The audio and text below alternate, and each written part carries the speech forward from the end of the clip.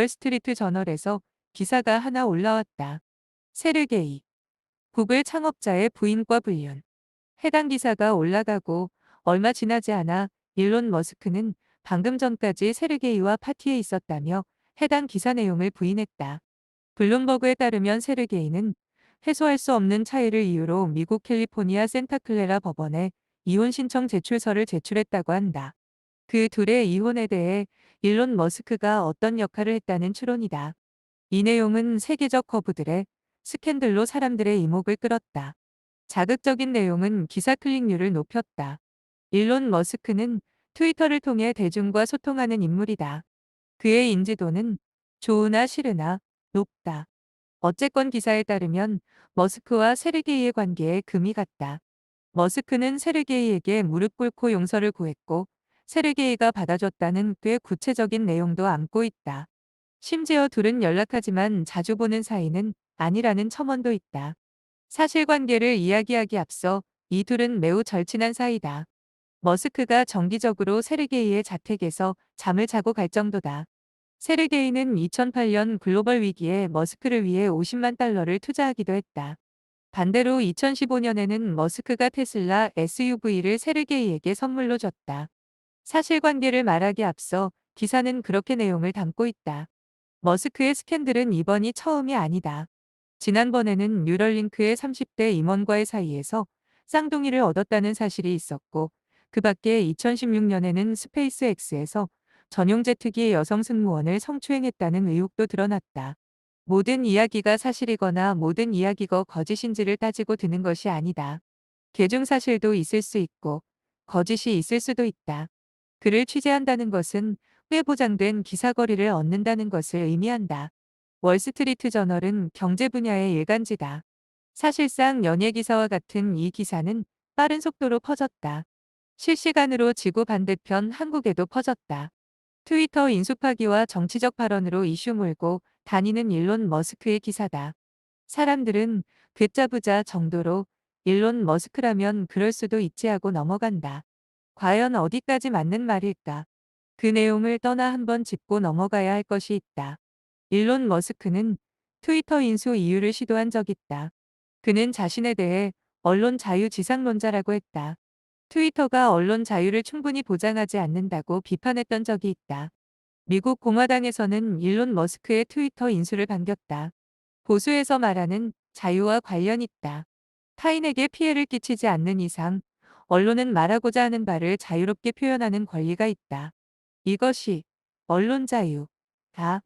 자유와 통제는 정치에서 진보와 보수를 가르는 핵심 중 하나다. 국가를 가리지 않고 생기는 가짜 뉴스에 대해 일론 머스크는 어떤 생각을 할까? 월스트리트는 일반적인 기사에는 정치적 색깔을 보이지 않는다. 다만 사설이나 컬럼에서는 자유에 대한 의사를 존중하는 우파 자유주의 성향을 보여준다. 월스트리트 저널과 공화당은 일론 머스크가 트위터를 인수해주기를 기대한다. 이 내용들이 얼마나 연관성이 있는지 재고해 볼 필요가 있다. 실제로 머스크가 인수 파기를 선언하면서 2022년 10월에는 계약 파기 관련 재판이 이뤄질 예정이다.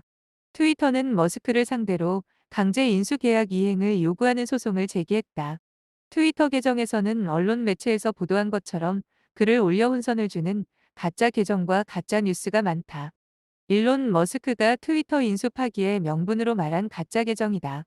이 문제에 대해 생각해 볼거리를 던져주듯 사실관계를 알 수 없으나 일론 머스크에 대한 논란이 월스트리트 저널로부터 나왔다. 얼마 전에는 축구 선수 메시가 프랑스 파리에서 교통사고로 사망했다는 가짜뉴스가 나온 바 있다. 한국에서는 한 유튜브 채널에서 시작한 일본의 아사다 마오가 한국에서 자살했다는 가짜뉴스가 떠돌기도 했다. 일론 머스크의 일탈적인 모습은 분명 지탄받을 만하지만 자유라는 이름으로 자행되는 가짜에 대해 분명 생각해 볼 만하기도 하다. 일론 머스크는 오너 리스크의 대표 인물이다. 그가 운영하는 테슬라는 언제나 공매도의 표적이었다. 언론과 언론을 빙자한 가짜 뉴스 덕분에 그는 부득이한 상황의 주가가 급락하는 상황을 여러 차례 맞이하기도 했다. 정치인이 아닌 사업가가 언론의 자유를 이야기하는 이유다. 인터넷에는 가짜뉴스 생성기를 통해 수초 안에 가짜뉴스를 생산해낼 수 있다. 해외는 물론 우리나라에서도 주가 하락을 유도하기 위해 의도적으로 가짜뉴스를 만들어 유포한다.